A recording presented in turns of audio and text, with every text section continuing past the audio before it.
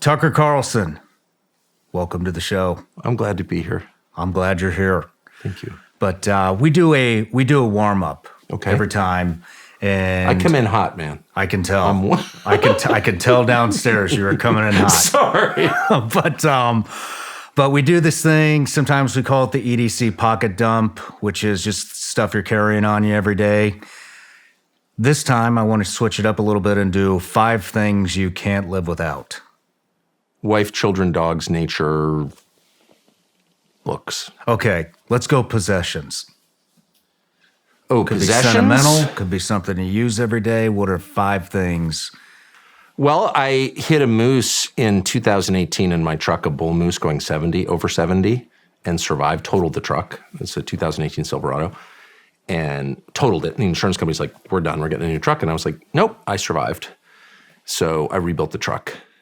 Actually, they rebuilt it at their expense, which was pretty nice for an insurance company. But anyway, I love that truck. I'm not into cars. I'm not into really vehicles, but I love that truck because it defeated that moose. And I like moose. I'm not against moose, but I do like that. I'm not a big possessions guy, but I have, a shotgun from my dad that I hunt with that I really love.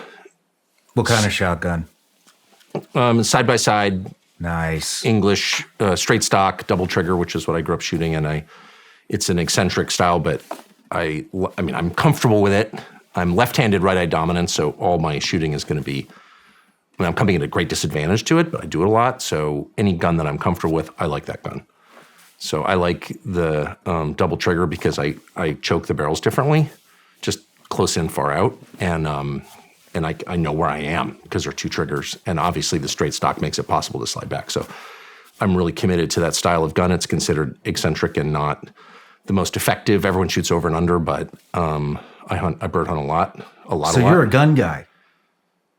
Well, I grew up in a hunting and family for sure, and I'm not I'm not a gunsmith, but I have, we live in a rural area, so I have shooting ranges, which are very easy to make where we live. You just need a chainsaw.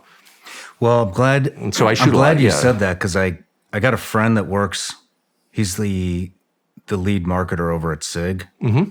And I told him you were coming on, and he wanted me to give you a little something. Well, that's so nice. Thank you. Oh, I have some SIGs. So, do you? Is it Newport, New Hampshire?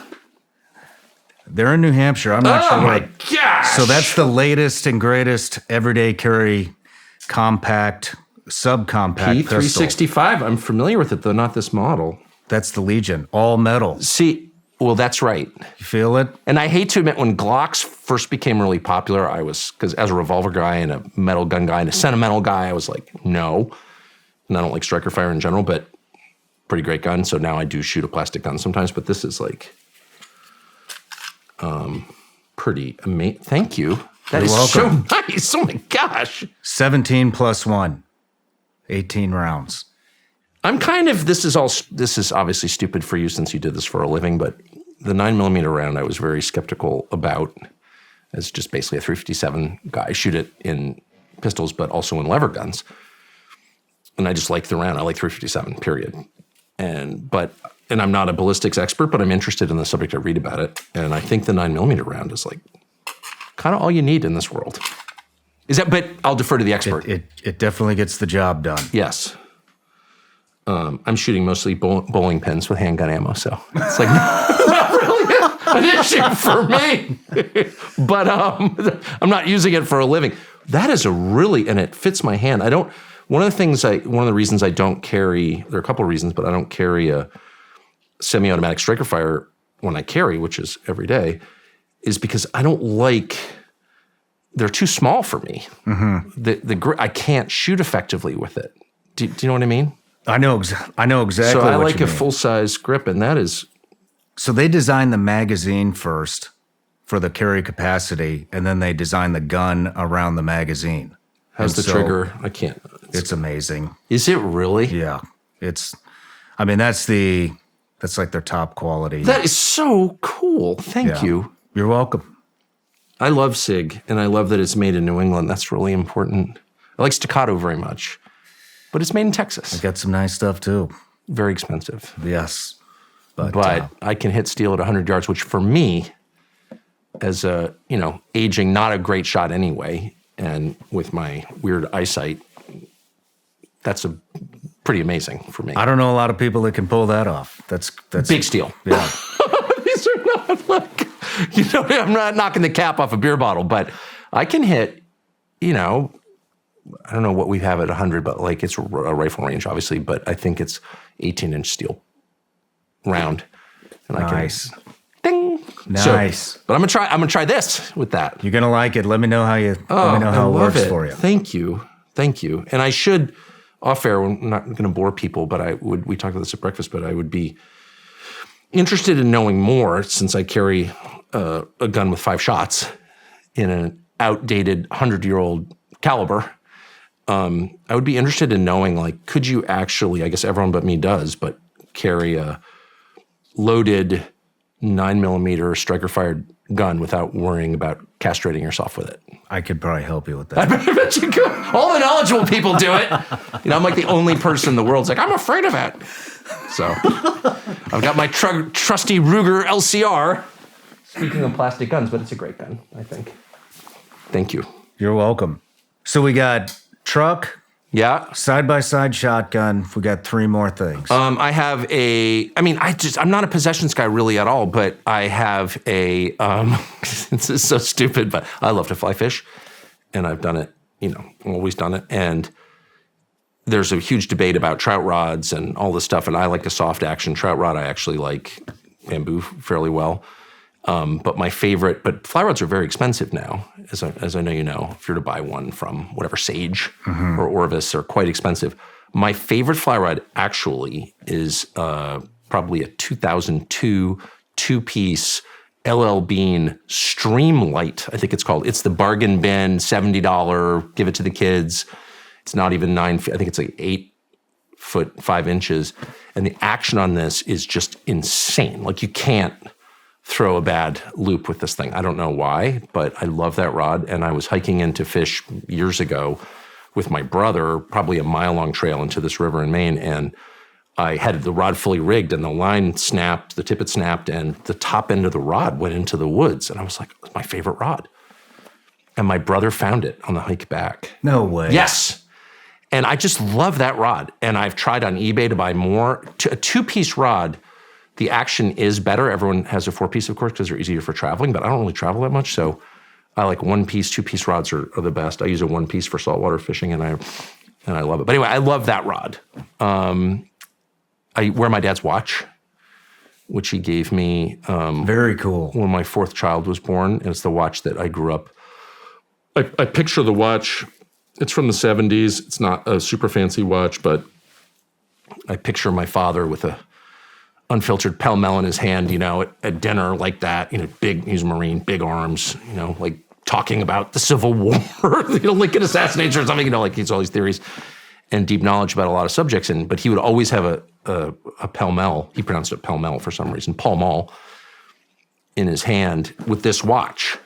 And your father's arms when you're little, it's like, your dad's so big, my father's big and like much bigger than I am. And, it's a big Scandinavian man with a cigarette. And this watch was always part of that. And when he gave it to me, I was like, I can't wear that. I'm not big enough, like in any sense, to wear my father's watch. But I did feel an obligation. And so I've worn it ever since. Are you going to pass that to your son? Well, actually, on the back, he has his initials and the years that he wore it, the 30 years he wore it. And then my initials and the year he gave it to me. And then my son's initials.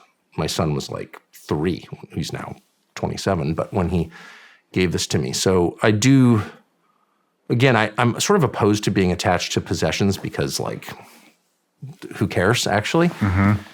All that stuff's a lie, generally. But I do want to pass this on to my son, yes. And plan to. And in fact, I have to because his initials are on the watch. When are you going to do that? Have you thought about it? As soon as he has his last child. And I love my son as I love all my children, but just as a general matter, you become a man when you're the head of a family. So that's my feeling. So that's when you get the watch. Very cool. Very cool. Right? I mean, I don't care how much money you make or how important your job is until you're like presiding over a group from the head of the table, like not really a patriarch. That's awesome, man. That's Don't you feel that way? Yeah, I do, and I think it's great that'll be the accomplishment where you pass that. Yeah, I on. probably shouldn't be saying this in public because you can't pressure your kids to have kids. Which my wife was always reminding me. But my only goal in life, and always since I was little, was to sit at the head of the table, with all your descendants and like hands on your belly, sort of like speaking only intermittently. People stop when you talk, and then you kind of like they're all buzzing and like you're the patriarch. Like, that's what I want. That's what I've always wanted. Incredible. Don't you want that? I have it. It's the I love best. it. It is. It's the best. best. It is the.